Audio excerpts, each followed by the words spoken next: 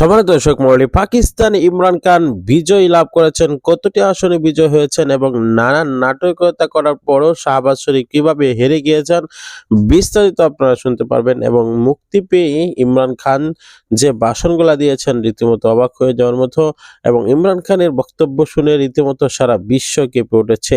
আসুন কথা না বাড়িয়ে সম্পূর্ণ ভিডিওটি দেখে আসি। পাকিস্তানের প্রেসিডেন্ট ইমরান খান তিনি জয়ী হয়েছেন, 180টি আসন পেয়েছেন বলে দাবি করেছেন, কিন্তু তাকে 95টি আসন দেওয়া হয়েছে।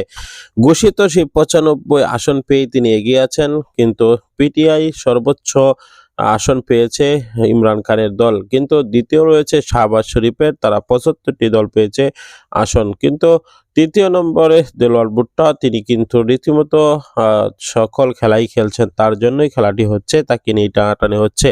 সে ইমরান খানের দলে এসে গেলে একতরফাভাবে ইমরান খান তো জয়ী রয়েই গিয়েছে, আরও তিনি বিজয়ী হয়ে যান। আর যদি দেলোয়ার ভুট্টো তিনি যদি তার কোনো কারোর সাথে জোট না করে, তাহলে ইমরান খান তিনি জয়ী হয়ে গিয়েছেন।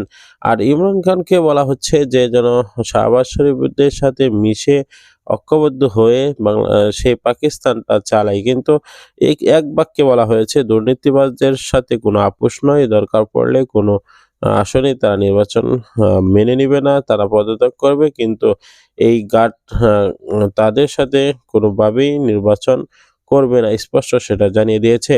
আর এই বিষয়গুলো যদি আমরা লক্ষ্য করি তাহলে বুঝতে পারি যে পাকিস্তানের নির্বাচনের বিষয়টি একটি